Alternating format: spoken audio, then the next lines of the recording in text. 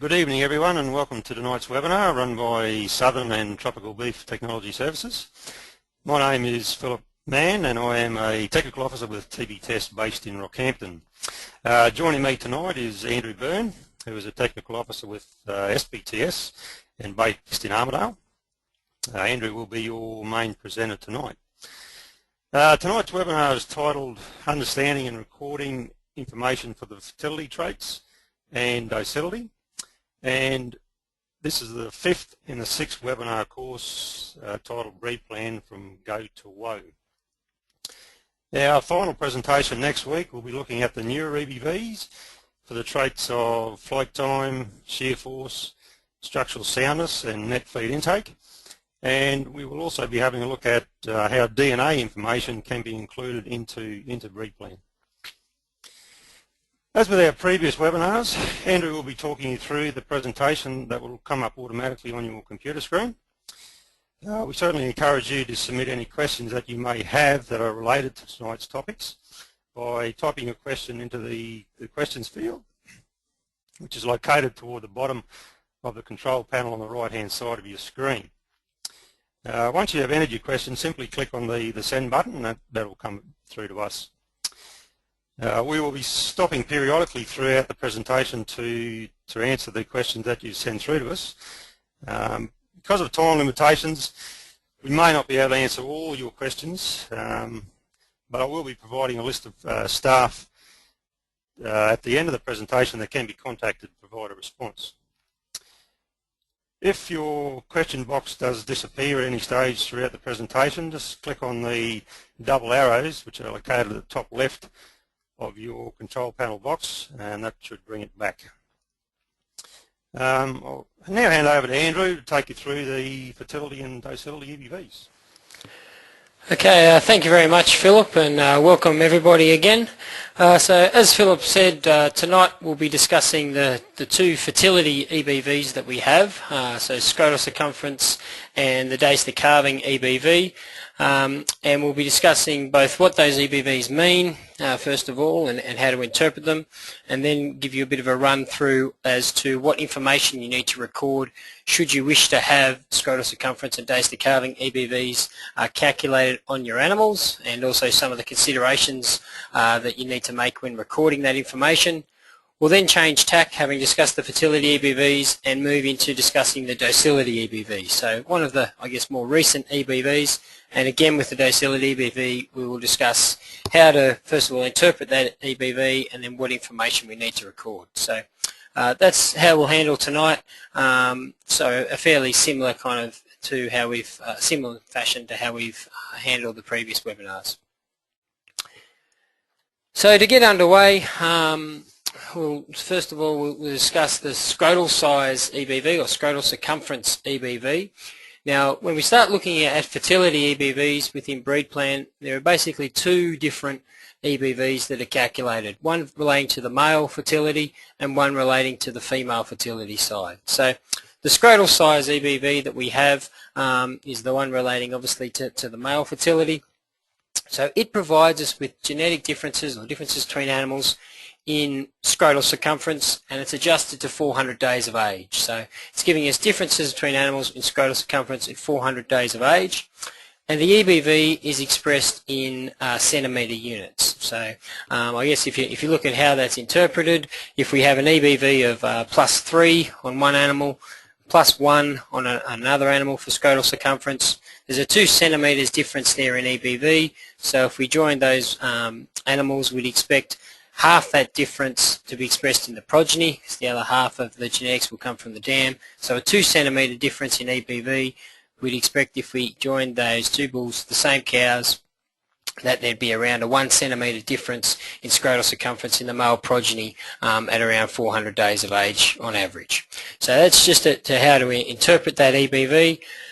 And obviously with larger, more positive scrotal circumference EBVs, are being associated with larger scrotal circumference in the male progeny, and that in turn being associated with increased semen production and because it's related to the age of puberty of those males when we're measuring the scrotal circumference, it's also associated with earlier age of puberty in their female progeny, which may be related to high fertility as well. So that's the EBV. I guess the one thing about scrotal size is the EBV is actually looking at the kind of next generation of animals, so the male progeny that will be produced from any particular for the joining or from using a particular bull. It's obviously important when you're also selecting your bulls and considering this information that you're considering the actual bull's own raw measurement or raw scrotal circumference that they have to make sure that it's meeting minimum standards and things to be able to cover a normal mating load. So that's the scrotal size EBV. If we move forward now to the other EBV that we have relating to the fertility, the female side this time, days to calving EBV.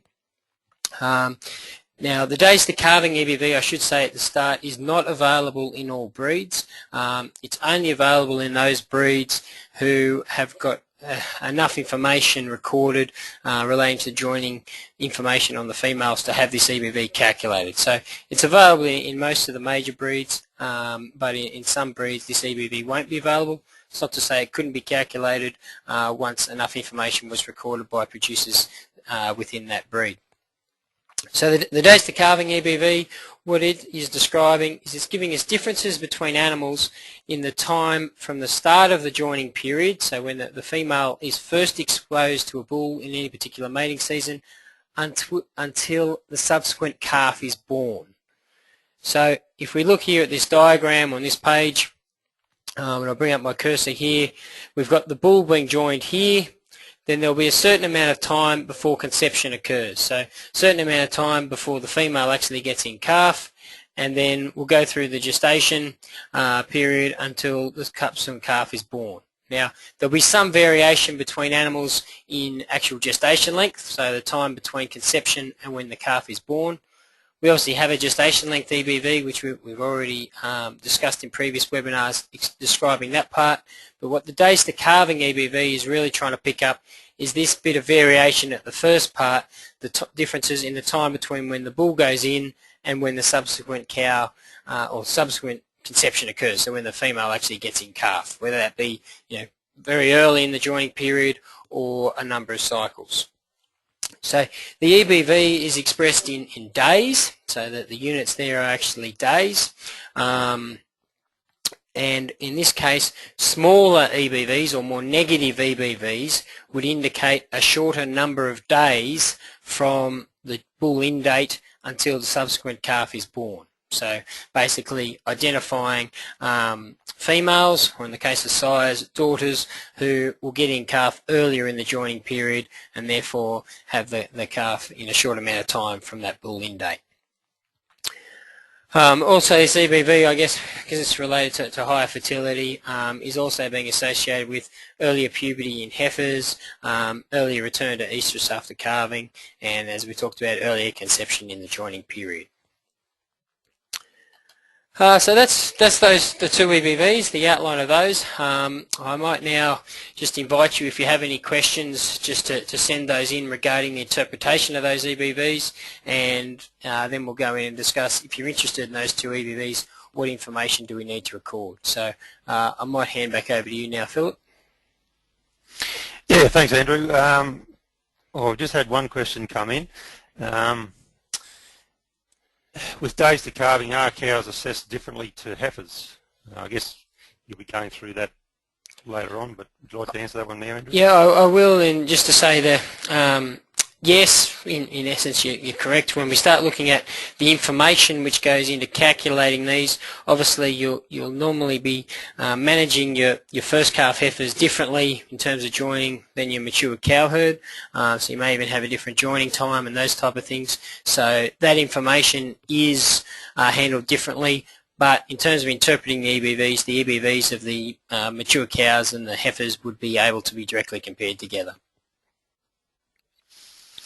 Right, thanks, Andrew. Another question just came in. How is days to calving handled for AI programs with known date of conception? Yes, very good question, and one we'll talk about in the next little period. Obviously, the description that I gave you there of the EBV relates more to a natural mating type of situation where we've got a bull going in through a natural paddock mating, and then a joining occurring and the kind of gestation through the calf. When we have AI coming into it and other artificial breeding techniques, ET, that does throw a spanner in the works a little bit, so we will be discussing that in the next session. Right, thanks Andrew. There's a couple more questions coming in. Just one other one, is the Scrotal Size EBV supported by good statistical outcomes? In other words, does size really matter? I think the simple answer to that is yes. I think from my understanding there's been a fair bit of research done on this. Certainly if you're below a minimum kind of circumference, then it has a big impact on fertility. And then as we move up, then it does increase until a certain point before you then start to get a law of diminishing returns, I suppose, after that. So I don't have off the top of me or know of the actual papers and things and the research which has been done on that, but I'm sure there is a lot. And if you were to contact the individual kind of technical officer within SBTS and TBTS, I'm sure they could point you in the direction and provide you with more information about that. Okay, one more question we might just take before moving on. What is the minimum circumference, scrotal circumference? Well, I'll probably handle this, I suppose, in the south, if you like, Philip, and I might pass it back to you to answer in the north.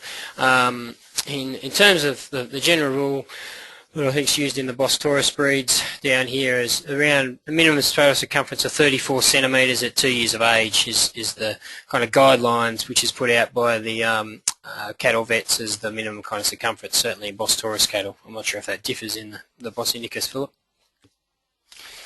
It does differ slightly less than the Bos Indicus. I think it's around 28 centimetres for 2-year-old Bos Indicus, but it certainly depends on level of nutrition as well. Alrighty. We might move on, I think, Andrew. Yeah, we might move on, Philip, now. So thank you for those questions. We'll move now into the information which you need to collect if you're interested in having these EBVs calculated on your animals. So the first one there, the Scrotal Size EBV. Obviously, as the EBV suggests, if you're interested in having this EBV calculated, then you need to collect scrotal circumference measurements on your male calves, on your bull calves. So the first thing to note is you can record this information yourself. It doesn't need to be done by a vet or any time of accredited assessor. You can collect it yourself. You normally collect it on the bulls between 300 and 700 days, so that's the limit that is provided by Breedplan. The recommendation within that is to record it when the bulls are at or around puberty.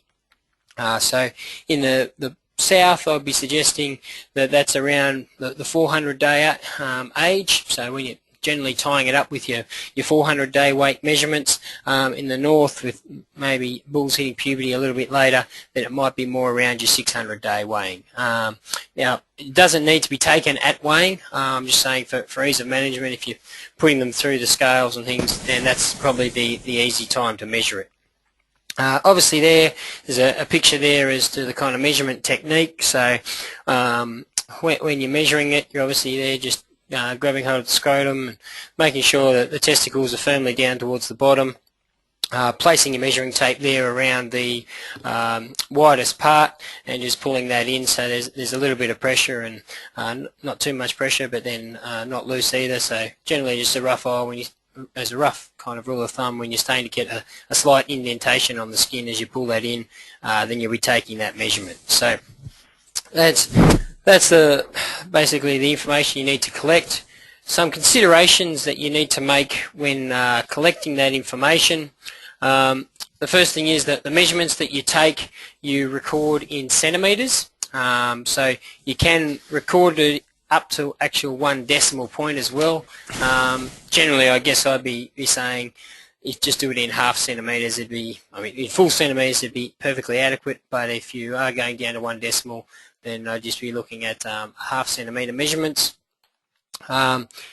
Important to use a consistent measuring technique. So when you're doing a mob of bulls, make sure you do use the same measuring technique throughout, and obviously the same person. I mean, if people will get slightly different measurements when they're taking it. Obviously, from a breed plan perspective, we're just trying to rank the animals. So if there's a half centimetre difference or a 1 centimetre difference in the actual measurements, it's not critical. But don't change people halfway through a mob or something, because you may get slightly different measurements for the different people. Importantly, use correct kind of equipment. So you use a proper scrotal measuring tape. I've had examples of people trying all sorts of different wild and wonderful ways of measuring this, but there are a number of specialised kind of tapes out there, particularly for collecting scrotal circumference measurements. So if you were going to collect it, then I'd be recommending that you go out and get one of those. You can get them through a range of different places. A lot of the kind of ag chemical type of places, ag supplies, will have them. You can certainly get them off the internet through, I think, the Australian Cattle Vets website. There's a place there to get a tape. I think from memory it's around $30 to $50, something in that kind of frame. The Limousin Society, I believe, also have metal tapes which they market, so you can get them through them as well. So if you are having any trouble locating one, then contact your SPTS or TBTS technical officer and they can help you out with that as well. But that'll also not only enable you to get more accurate measurements, but it'll ease your measuring as well, the difficulty that you're having. There is only one measurement accepted, so you only need to take one scrotal circumference on your male calves, and as I said, ideally timing that when those animals are around puberty. The information, once you've collected it, you do send into Breedplan. Say there's spots on the forms, or you can enter it into your herd recording programs if you're doing it electronically, or not in the Excel template, or on the internet submission facility. So there's a spot there for scrotal circumference, and you submit it in exactly the same manner as you do with your weights and your scanning information. So that's the information that you've got there for scrotal circumference. We'll move now, I guess, into the days to calving EBV, and that information is relatively, I suppose, more complicated as to what you need to record. If you are interested in the days to calving EBV, as we've kind of hinted at beforehand, the EBV is calculated from joining details. So basically you are recording the joining information on your females.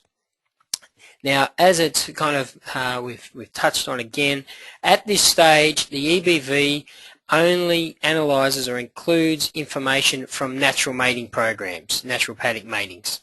Now, further than just being natural paddock matings, it's basically how can I explain this? The whole mating program for that female in a particular season has to be a natural paddock mating. So even if you've put a female through an AI program and then they've failed through the AI program but got in calf to a backup bull in the paddock, none of that information at the moment is included in the days to calving EBV. So the days to calving EBV is purely looking at natural mating programs where the whole program has been through paddock matings. So if you're looking at recording this information at the moment, you're really looking at that part of your program which is entirely paddock matings. The information or the details you need to record, basically for each female in your herd, you need to identify or record all the sires they've been joined to. So certainly, importantly, the first exposure that they've had or the first joining that they've had. If they then don't get in calf in that situation, they get exposed to different bulls, then recording those is important. So it's all sires they've been exposed to in natural paddock matings during a particular mating season. The day those bulls go in and the day those bulls come out, so basically the join in date and out date. And then if we move down, also obviously you're recording your calf, so by just recording your calf with your breed society, that'll be recording it on the system, and the breed plan analysis will be going through looking at particularly the size they've been joined to and the first exposure that they've had in a particular mating season, the date of birth of the calf, and be calculating the days to calving from that. Some other information though is the cow fates or disposal information, and it's very important that you do record this. Now that relates to the fact that you may have recorded a joining bit of information, so a bull in date, and then that female, if she's been culled out of the herd or died or those type of things, then you need to submit that fate information to identify, I guess, those females who, or differentiate between those females that have got a joining but then no calf, differentiating between those females which don't have a calf recorded because they didn't get in calf, and that mating failed, or that they've been disposed from the herd or died. So the cow, where that information goes, we'll talk about that. You obviously record this information in a range of different places at the moment between Breedplan and your breed society, so it's a little bit more complicated.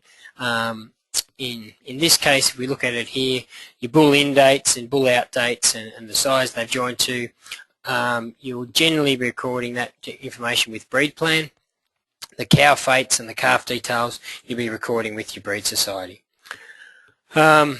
Importantly, there's up to 5 measurements, or 5, I guess, joining records that can be analysed on each of your females, so that really means that there's 5 years of joinings information which will go into calculating their EBVs. So for your females, you record their joining details each year rather than just doing it in one particular year.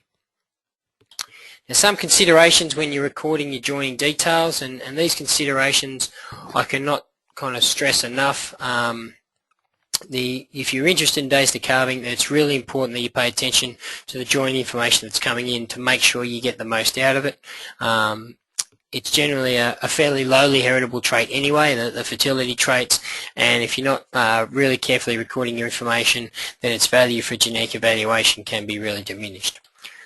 So the first thing that you need to consider is that if you're recording this information, you record the joinings for all the females in your natural mating program. So that's not just recording the successful matings. Obviously, the real information here is probably those females who don't get in calf. So that gives us really good information where they have a joining record but no subsequent calf versus those females that did get in calf. It's also important that if you're recording joinings information that you're actually recording all the calves that result from those joinings.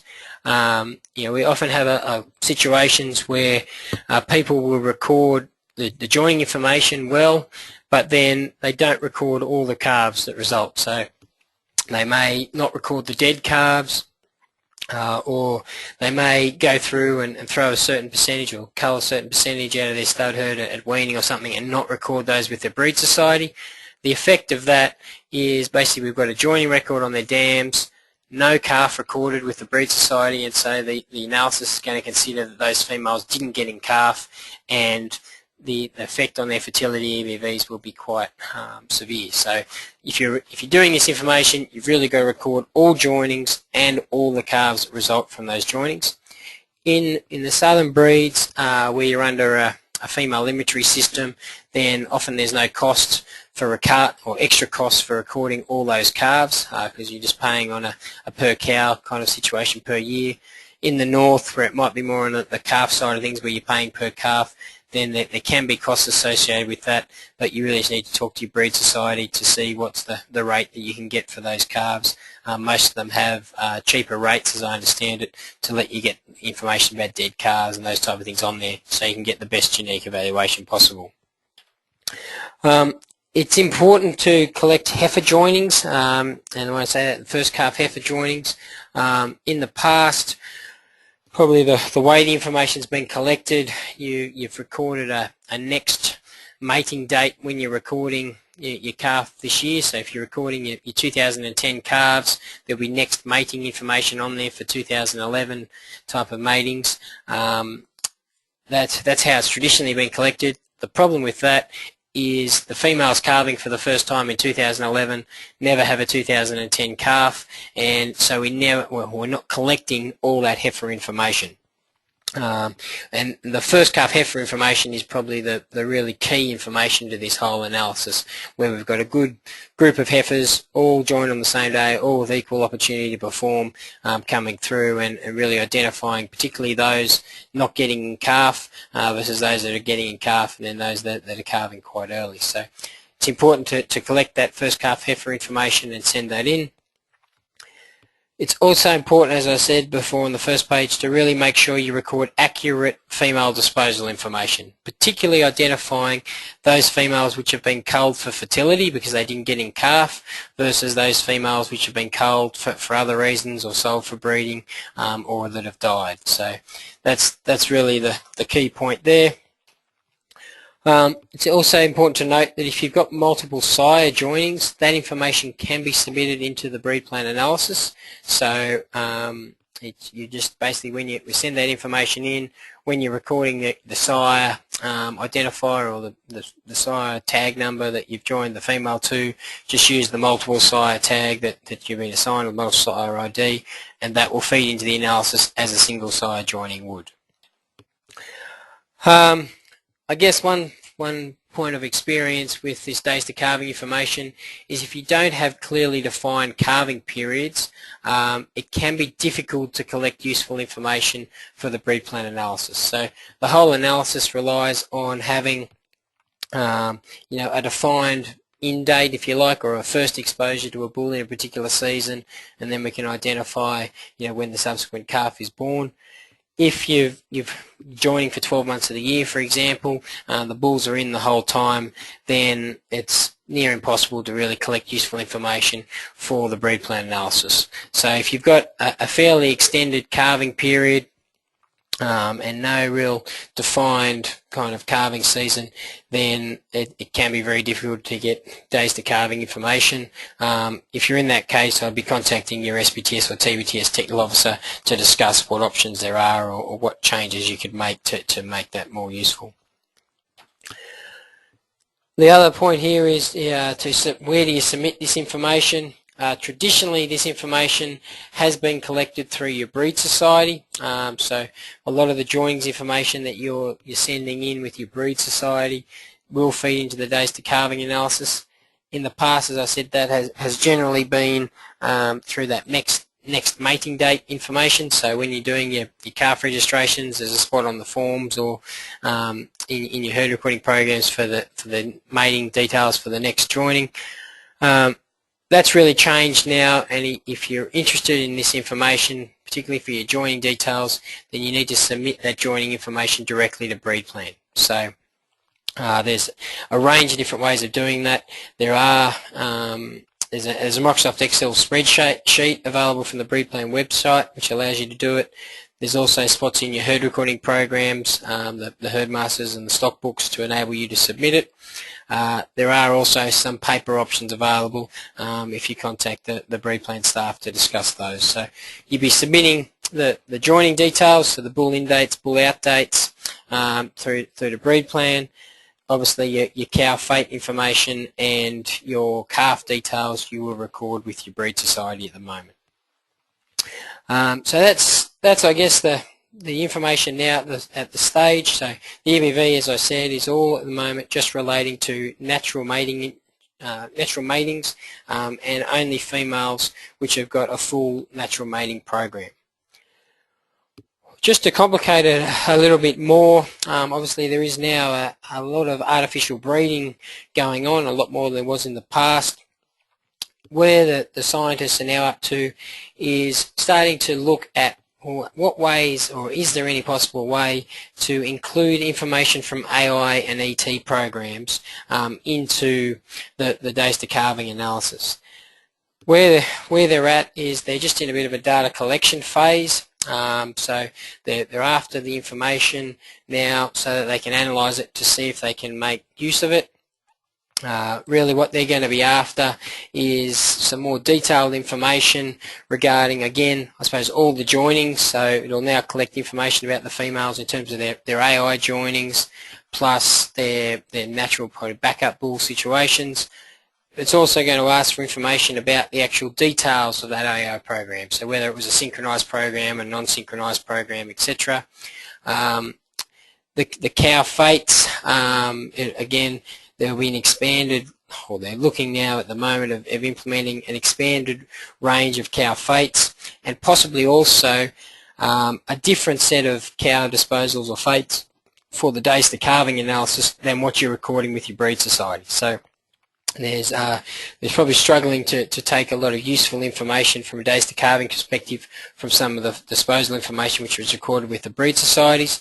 So they are now looking at collecting the fate information separately to that from a genetic evaluation point of view. That'll give different information for days to calving, but may also enable us to start looking at a longevity EBV and those type of things. As I said, that'll also be after, in terms of the AI and ET programs, information for the backup bull matings. So these kind of details relating to the AI and ET, there is some information on the Breedplan website.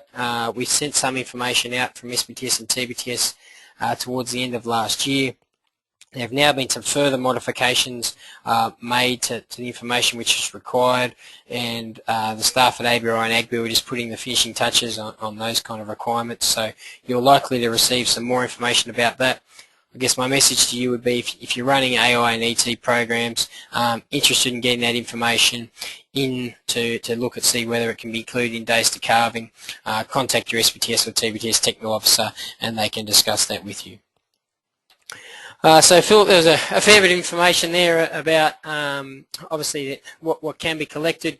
Just to recap, for your scrotal circumference EBVs, collect your scrotal circumference measurements, and for your days to calving, collect the information about the joining details of your natural mating programs. So I think there's a range of questions, Philip. I'll hand back to you and we'll start to go through some of those. Yeah, thanks Andrew. There's quite a few questions coming in now. Just before we get on, I'd just like to make a correction to an answer I gave about the Bos indicus minimum scrotal size. I think I said 28 centimetres at 2 years. It should be 28 centimetres at 18 months of age. And the Bos taurus derived, the Bos indicus derived bulls, such as your Drought Masters and Santa Gertrudis, 32 centimetres minimum at 18 months and 34 centimetres at 2 years old, which is the same as your Bos taurus bull. And those scrotal sizes could be up to 2 centimetres less if on poorer nutrition. First I guess there's one question there regarding the scrotal size, and it's asking if you do take the measurement for scrotal size on each bull when they are at 400 days and not as a group like 400-day weight. Very good question. No, it's exactly like the weight information. So record all your group of bulls on the same day, and if there's any differences in age between them, then Breedplan will adjust for those. So you certainly don't need to get all your bulls in when they're exactly 400 days and weigh them on that day. Just when your bulls are around, around 400 days, but basically around puberty, get all the group in on one day and measure them all on the same day as you would with your weight information. Right, thanks Andrew. Another question there, just moving on to today's calving questions. We presume the accuracy is dependent on all the females in a management group being synchronised, otherwise cows who have calved more recently are at a disadvantage. I guess another question there similar to that is if two cows went in a calf in their first cycle with the bull, would they have the same days to calving EBV? Would the cow that happened to come into season a few days earlier have a better EBV? Very, very good points, and it's a common, I guess, point of contention regarding the days to calving EBV.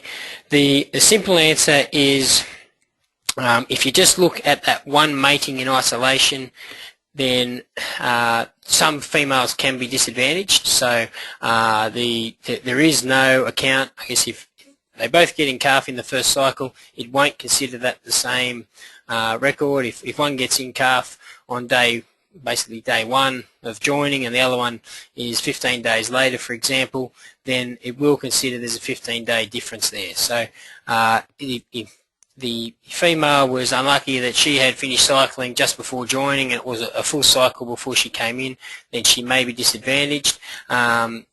And then also, if cows haven't calved when you're putting the bull in, so some cows have calved, some haven't, then they may be disadvantaged if you just look at that one record in isolation. Now, I guess the point about the dose to calving EBV is it's a fairly lowly heritable EBV, so it doesn't put a lot of emphasis on just one particular record. It takes into account a range of records, not just on the one female, but also a lot of information from relatives. So on that one, if you just look at that one female, obviously there's 5 different measurements recorded. So if she was just happened to be unlucky and for 5 years she was the female who didn't or just cycled before joining, then she might be disadvantaged, but generally that'll work itself out over those 5 joinings.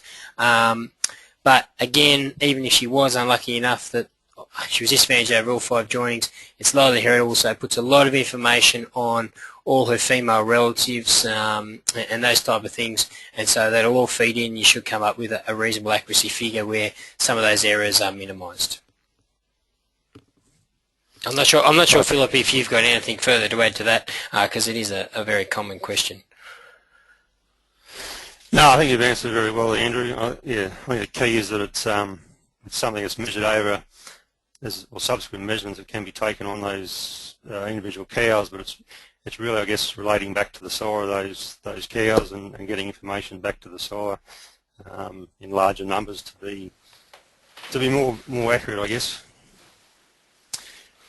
Another question here, Andrew, is when females start their breeding life in an AI program for maybe the first or second year, can subsequent natural matings be in the dose to calving analysis? I guess that's referring to the following joining season rather than the same joining season.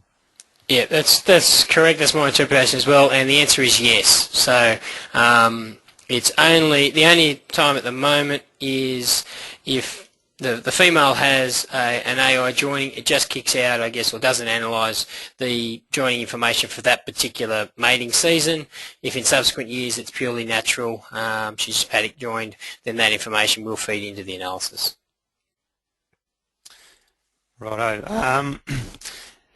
Next question. If a cow is culled due to infertility and recorded, how does this impact on the days to calving EBV figure?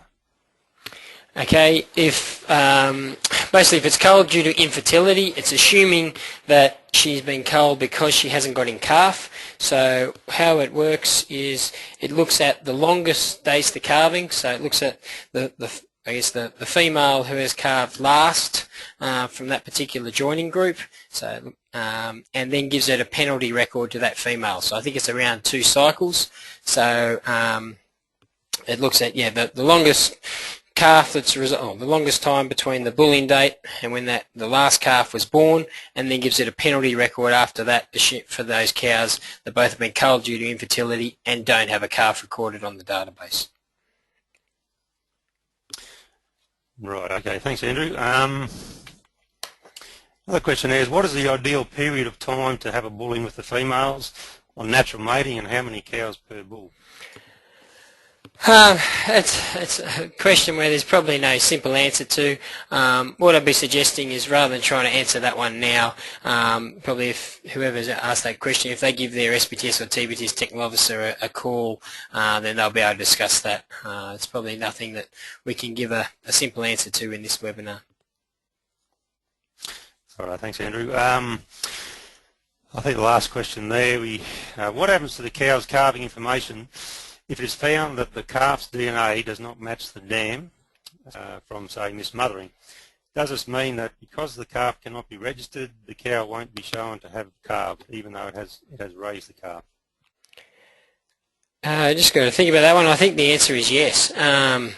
What I'd be suggesting is, if that is the case and you have a joining, but you don't have a calf even though you know she's calved, because you can't identify which calf is hers, you probably need to look at removing that joining information or excluding that. I think there's now a management group which can be submitted with this joining information, so probably making sure there's a joining record or management group given to that joining record to isolate it will mean it won't go into the analysis. But if nothing happens, then yes, I think she will be penalised at the moment. Right, Andrew, I think that's about all the questions for now. I guess we can probably move on, I think. Okay, thank you, Philip. Well, obviously, thank you for all those good questions regarding to fertility.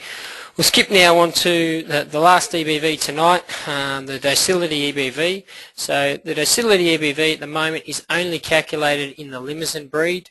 The Angus breed are currently looking at developing trial EBVs for this, and a number of other breeds I know are promoting people collect this information. I know the Hereford breed are along those lines. What the Docility EBV is providing us with is differences between animals in temperament. So basically it's expressed as differences in the percentage of animals or percentage of progeny that will have acceptable temperament.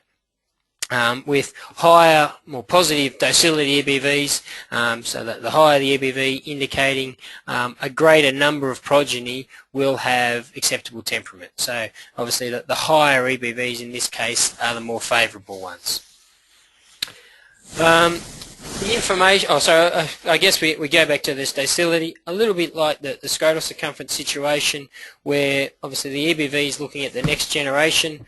When you're selecting your animals, this is a case where you'd be looking at not only the animal's EBV, if it was available, looking at what the progeny are likely to be, but you'd also want to make sure that the animal itself had acceptable temperament itself. So looking at both the animal's own temperament plus the EBV to look at what you'd expect in the temperament of his progeny. The information which is recorded to go into this EBV, it's purely subjective scores of temperaments at the moment. So basically at weaning or the first handling that animals receive, you yourself will be taking a subjective score of animals from 1 to 5. Now the scores, 1 being docile, 2 being restless, 3 being nervous, 4 being flighty, and 5 being aggressive, and there's a bit more of a description of those on the Breedplan website. Basically you'll score your animals on that 1 to 5 scale when they've received minimum handling. So that's normally weaning. Scored in 2 different ways. The first is in the crush. So basically when they're in the crush, might be you're putting them through for their weaning weights or the 200-day weights. You're just holding them in the crush and how they behave. So whether they're quite happy in the crush or they're all stirred up and getting climbing out the top of the crush or whatever. So that's the first way. The second way is a yard test where you kind of try and hold them away from the mob and whether they're quite comfortable there by themselves, isolated, or whether they're agitated and want to get back within the mob. So they're the 2 different ways, the crush or the yard test. I should note that certain breed societies don't allow both tests to be taken or don't accept scores from both tests. So for instance the Angus Society I know are only after crush scores. So you might just want to follow up. I think most breed societies do accept information from both tests, certainly Limousin do, but some of the other breeds which are looking at it are only looking at it at a crush situation. You can score in half scores, so while it's a 1 to 5 score, you do have 1.5, 2.5, 3.5, 4.5 scores if you want to put some more variation between them. The age range from Breedplan is anywhere from 60 to 400 days, so basically you're taking it on your young animals before they get to yearlings. And the information itself, you submit that to Breedplan, so you don't send that to your breed society, you send that directly to Breedplan. There'll either be a spot on the form, the paper forms, or in the electronic means there's spots to enter that temperament information in there. So that's how you get it in. When you're scoring the information, just some points to note. The first thing is you need to record it when they've had minimal handling, so ideally the first handling. The reason for that is just after they've been handled a few times, you may get differences in temperament due to their past experiences. So, if they've had a bad time in the yards the time before versus an animal that hasn't, then that may affect their temperament when you're scoring them down the track. So certainly when they've had minimal handling, and ideally at that weaning type of situation or marking. Once again, it's important to score all animals, so don't just score the docile ones and send that information in.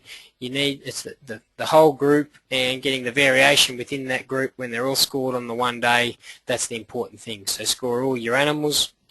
It is important that you get some variation in your scores. So if you score all your animals as one, they're all docile, then it's going to contribute very limited information to the Breedplan analysis, because what Breedplan is really after is differences between animals being identified. So in most mobs there, even though they're relatively docile, you will have there will be some variation. Some will be ones, some will be 1.5, some will be 2s, etc. So getting that variation is very important if you're going to get effective information from the Breedplan analysis. Obviously, nobody sees those raw scores, so if you're putting them in there as a score of 2, then it's not going to disadvantage you in any way if you think they're still docile but you've scored them with a 2 or what. It's just that variation within the group which is really important. Again, with your docility scoring, similar to your scrotal measurements, you need to use a consistent method of scoring them, so have a standard way of doing it, and then also make sure you've got the same scorer, so you don't scoring the whole mob, don't change halfway through a mob. You do have the ability to record a specific docility management group, so basically to identify any animals which might have had different management or handling that would have caused differences in their actual docility scores. So there probably aren't many examples of that, but if you have had some examples, so I guess animals which might have been prepared for shows, so they've been broken and those type of things, versus animals which have just been out in the paddock, then you might get differences there if you take their docility scores on the same day. So record a docility management group to identify those differences so Breedplan doesn't directly compare those animals together. So that's the information. I guess that the question I just need to touch, which has come up a lot of times, is is a subjective system of people scoring their own animals for docility good enough, or do we need to start looking at some objective measures for temperament? The answer from the limousine experience is undoubtedly that yes, this subjective system, while people may argue that people might bias information coming on their own animals, the information which is coming in is all shown to have very high heritability, high repeatability, and it's very effective for genetic evaluation, and the limousine breed's been able to make really substantial steps in their docility as a result of the EBV. So this subjective scoring system, it's fairly simple, it's easy to do, but it's been shown to be a very effective way of improving docility. So Philip, that's my overview of the docility EBV and what to record. I might hand back to you to see if we've got any questions. Thanks, Andrew. No, unfortunately we don't have any other questions there, so yeah, unless you had anything else you wanted to add, Andrew, we'll probably wrap things up, I guess. No, that's good, Philip. So obviously we've gone a bit over time tonight, so I apologise for that, but I think we've had a good discussion. So I'll just thank everyone for their attendance again. I hope you got something out of it, and hopefully we'll see you again next week. Right, thanks, Andrew. Just a reminder that tonight's webinar, as well as the previous webinars, will be available for viewing from the SVTS and TBTS websites, and they're available for viewing the same place that you're registered for these webinars. If you are experiencing any difficulties accessing these, please let us know, and we can look at other options to get a copy to you. We'll also be providing a link to written resources that are relevant to tonight's topics, and they will be available on the email that's sent around as a reminder to your next webinar. So You can click on that link and it'll take you through to the written resources. If you'd like that information sent through to you via email, we can also do that if you just get in touch with us. Please remember to register for the webinar next week if you haven't already done so.